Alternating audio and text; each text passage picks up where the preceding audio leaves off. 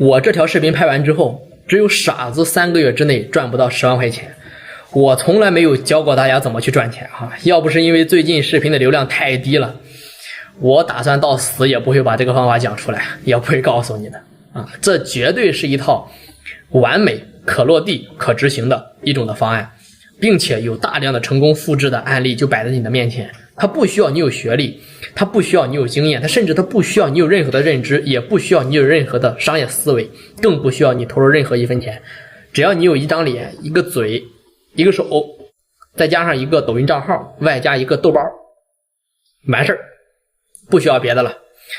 然后你们按照我下面说的1比1的去复刻、复制，再加上去执行就够了。拼的就是你的执行力，4个字儿：简单粗暴。但如果说你瞧不上这10万8万的，那我也没办法。但是我要提醒一下，很多朋友，你们现在的状况可能是身处于这种困境当中，或者是人生的低谷啊，你想要靠一笔资金去翻身的，或者说来改变你自己的现在的现状的，改变你生活的，但心里呢又非常的焦躁，你小的看不上，大的赚不到。我提醒一句啊，就千万不要眼高手低。倘若你能够按照我下面讲的这个方法，3个月赚到了10万，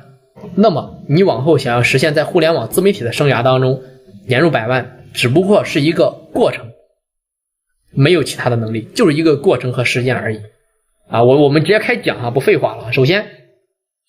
你去在互联网的这种各个赛道里边找到已经拿到结果的博主，你别管他是做知识付费的，还是做网课的，还是做卖课的，还是做成功学的，还是情感赛道的，你别管他干什么的，只要他做得起来，他账号起来了，有流量，能赚钱，你能找到这一点就可以了。之后你就1比1的去复制，对方怎么表达你就怎么表达，你仔细去观察一下对方的神态、举止、言行，对吧？还有那种说话的逻辑，再加上拍摄的视频的背景、文案的思路，还有镜头前面的状态，你都记下来，全部照搬模仿，反复的去练习，不用想别的，你不需要有思维，你也不需要想什么事情，就反复的练习，他怎么干你怎么干，他怎么玩你怎么玩啊。如果说我讲到这儿你能听懂，可以，那你距离这个10万就很近了。因为我接下来讲的内容就是这件事儿能不能拿到结果的一个核心的关键。当然如果说我讲到这儿你都听不懂的，彻底没救了可以直接划走了。你不会改文案，你不会用豆包，你不会找对标，这我说的，你不用不承认。你如果会的话，你也不至于听我讲到这儿，对吧？如果说你听到这儿你就是不会的，你就听我往前讲就可以了。如果说我接下来手把手教你的东西你都学不会，你彻底没救了，这不用看了我现在手把手教给大家怎么去找，好吧？稍等，翻转一下镜头。好，大家看好以我自己为一个对标，好吗？以我自己的账号为一个对标，这是我抖音账号好，首先我们先要找到我这个账号里边的爆款文案，比如说这个是490播放量，对吧？点赞呢是13.1万，那证明这就是一个爆款文案，对吧？那可以找到这个爆款的文案当中，我们直接点复制接下来的实操全都是我自己日常的过程当中怎么做的，我都给大家自己怎么说，我的短视频怎么来的，我就告诉你，好吧？40万博主很简单。找到了这个爆款文案之后，直接打开这个，对吧？青斗粘贴，提取文案，对吧？这里广告咱就不看了好吧？提取完之后你就点个复制就可以了，把文案复制下来，然后放在豆包里边这个咱就不看广告了免费的。好，重要的一步，比方说我这个短视频的文案，对吧？它开头是什么？如果你想嫁人了，还想嫁一个不错的人家，这是一个爆款的开头，对吧？可以，我们返回到抖音的主页，我们去搜索这一个标题我们去搜索这一个标题。如果你想嫁人还是不错的人家，那一搜，那肯定就能搜到我，对吧？你看就在这儿，那肯定它是一个爆款嘛，它肯定能搜到。OK， 那证明了，你看有很多相同的文案都是一样的，围绕这个选题去做的，那证明这个选题就是一个爆款，所以说你就该去选择。找到了这个，这比方说是我的文案，那你看这个点赞的，对吧？它肯定就和我的也是一样的，是不是？肯定就抄的我的文案，要不就抄的别人的一样都是改的。那么你只需要复制它的这个链接 OK， 再打开你的这个青斗，再把它的内容复制进去，然后呢把这个文案复制好，然后打开你的豆包，对吧？然后打开你的豆包，我给你看看我的豆包哈。这有一个文案改写的能力啊，我给你看豆包一开始，你把这个文案哈，就是先写下来，第一篇复制下来，这是这个文案的原文案，然后第二个你会找到说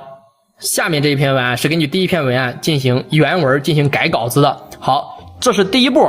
完事之后一定要加上我所说的这句话。这是我自己做短视频的时候，我在训练豆包的时候，也不是训练吧，就是告诉他说我干什么的哈，就让他根据我这个人给我改写文案。首先你看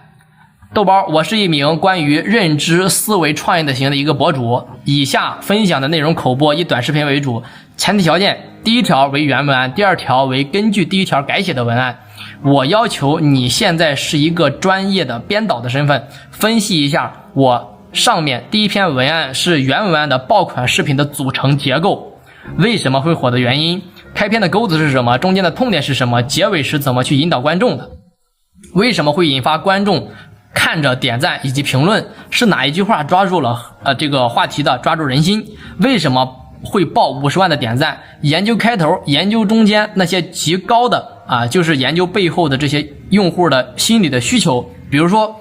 聊为什么能够摆脱父母的原生家庭。你在第一个层次你只能看到这个文案怎么是爆款，但是更深的层次你会明白，现在大家可以截图哈，好吧，大家可以直接截图，这就是我应用的，你可以直接完全套用现在的父母会有很多无形的枷锁，把孩子束缚到各种打压自己的孩子。你比如说这条选题的名字是让你别让你的不好意思害了你，做人一定要在善良当中略带锋芒。那么这条视频它为什么会爆？因为它反映出大部分用户的心声，在这个社会上所有人的骨子里都是自卑的，是怯场的，是唯唯诺诺的，对任何人任何事儿没有祛魅。你给他一个方法论，让他大大方方的做自己，他就会觉得你说的很有道理其中根据这些要求改写出来的文案必须是大白话，通俗易懂，必须是观点鲜明，必须让大众感觉想要认可你，或者说想要反驳你，或者说想要纠正你。记住我说的这3句话后面我会给大家就是重点的去讲，我这边加黑了，一定要记住，这是3个必要的条件。以后给我写文案必须按照这个要求来，这就是我要求给你写出文案的这种分析的条件，必须严格执行。执行过程当中不要有过多的废话，直接给出答案，不要过分的去啰嗦然后另外第一条文案为原文案，第二条文案是根据第一条改写的，根据他改写的文案的爆火的要求以及他是如何改写的，用他改写的文案手法加上我给你的要求，重新给我写一份文案，很简单。我们看一下我的豆包，好吧，我给大家找一下我怎么训练成我的豆包，然后给我的那些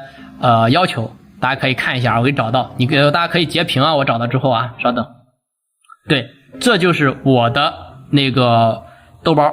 我训练出来的豆包写文案的要求以增加到他自己的记忆当中，永久的去执行就第一，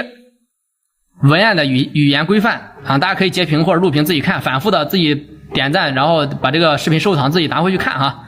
我这里就不过多赘述了，然后大家自己可以反复的参考。结构内容包括技术限制，额外的历史要求，然后它就会根据我第一次的编排给我表达出一个这种真实写的文案。然后我现在改文案的时候就很简单，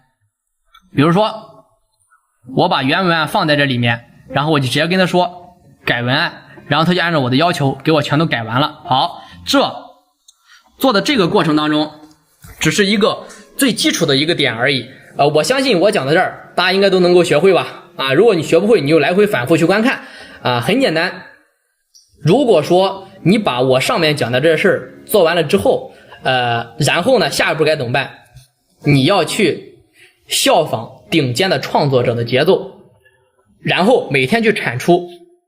最少10到20条的短视频。你不用纠结这个短视频的数据怎么样，你不用纠结这个短视频的流量怎么样，你也不用纠结它到底是爆款还是不是爆款，不用纠结。你要做的这个事情就是简单的事情，很简单，把别人输出的观点用你自己的话，用豆包写出来的文案，再加上你自己的话术去拍摄，持续的去发布就可以了啊。走到这一步之后，大部分的人一定会出现两层的这种的恐惧啊，我都经历过。我提前告诉你，第一个就是你担心你的视频没有流量，怕你的身边人嘲笑啊，你嘲笑你一开始做，旁边人说你一定做不起来的，你怎么能够做起来自媒体呢？不要听他们这样讲。第二个呢，就是害怕评论区有人指责你就是抄袭的，你没有自己的内容，不用想，完全没必要把这些事情放在心上。互联网就是来回抄这个玩意儿，你就开始这样理解啊，只不过是加上自己的经历就可以了。那么如果说但凡是会揪着这2点抨击你的人，他本身在这个社会上就很难做出成绩，也就是说他不可能挣到钱，因为他的格局十分有限，他根本就研究不明白这个世界赚钱的逻辑是什么，所以说他赚不到这个世界上的钱啊，他穷一辈子，他的认知非常低啊。短视频平台依靠是什么？依靠是算法推送这个内容。那很多人呢，他只是了解这个基础的推流的逻辑，他并不懂深的啊。很少有人能清楚一件事，就是算法同样能够预判一个流量的群体它的变现的潜力。我用大白话给大家翻译一下啊，很简单，也就是说你的兜里有没有钱，它的算法都知道，是根据你的日常习惯和消费，它能判断出来。你比如说你现在在评论区你打出我想买车4个字，你后面看看它跟的是什么？有人跟的是法拉利，有人跟的是奔驰，有人跟的是爱玛电动车，真的是这样哈。它会根据你兜里的资金来给你判断不同价格的车型，最多你比方说你兜里只有10万，他最多给你推30万，因为你贷款能买得起，他不可能给你推200万，因为那个时候对他对你都没有任何意义。之前有一个博主啊，他做过一个很真实的测试，发布不同认知圈层的这种内容啊，去发布在平台上，哪怕他的视频有将近1000万的播放量，他最终也很难去转化成收益。它背后的真相是什么？就是大数据已经把这些喷子给标记出来了。这一部分受众的群体变现的价值几乎是为零，很低。那么这类网友的习惯就是习惯于在网络上随意跟别人抬杠啊。比方说我在教大家做这件事情，这就是我的经历，能够做到40万博主，对吧？就是我的经历。然后就有人很说啊，你那是运气问题，你那是时运问题，对吧？你跟这种人没法去抬杠的，因为他永远不是在解决问题，是在给自己制造问题啊。这种人是认知非常狭隘的，遇到事情呢就喜欢去死磕争辩，所以说你完全没有必要去在意这类人的评价，真的。你真正要做的是寻找机会啊，渴望自己提升自己，对吧？只需要你安静的关注去学习就可以了啊。他们明白任何事情任何行业的风口都应该有着对应的起步的要求和起步的方式啊，它不一样。所以说放下你内心的顾虑，放手去做。博主他拍什么样的动作，你就复刻什么样的动作，有机会尽量去添加对方的这种的方式啊，联系方式，对方如何去更新朋友圈的，你不会你就借鉴参考，他怎么发你怎么发，他发什么你发什么，不就可以了吗？很简单呀。就比如说我预判我这条教大家怎么做自媒体的视频一定会火，这条文案一定会火。如果说我火了，你就按照我的方式拿过去，你也去拍，我绝对不会，对吧？举报你去拍就可以了，你就把我的拿过去拍，一模一样就可以，你也很容易能够起来。只要我报了，你也绝对可以报，对吧？我都很欣慰的，你们能做起来啊。但是呢，你持续发了一段时间之后，你就会发现还有一个问题，就是你发现你单一的一个博主很难支撑你的内容素材去做，没有那么多的内容，对吧？不足以支撑你每天发个10条8条的。这个时候你要开辟一些新的素材，比如说随便啊，我这是随便拿的啊，关于人性的书籍，对不对？这里边你只要感觉它反人性的东西，对吧？你别忘记我之前跟你说的3句话，我一会儿再给你加深一下印象啊。找文案就根据这3点来，对吧？找里边的啊，或者说找名人的传记都可以，只要你能够读到打破固有思维的视频，整理出来做成短视频，这样的素材它就会源源不断，供你长期去使用啊。这套方法最终只考验你2件东西：强悍的执行力加你稳定的自信心，其他的没了。只要你能够突破你心里的阻碍，踏实的坚持去做，在互联网的时代，你想不赚钱它都很难，你想穷一辈子都很难的啊。往现实层面去说，如果说你现在当下连5万块钱你都拿不出来，连5万块钱的3、5万的积蓄你都没有，你连贫穷都无所畏惧了，你又怕别人对你讲什么流言蜚语呢？你怕什么呢？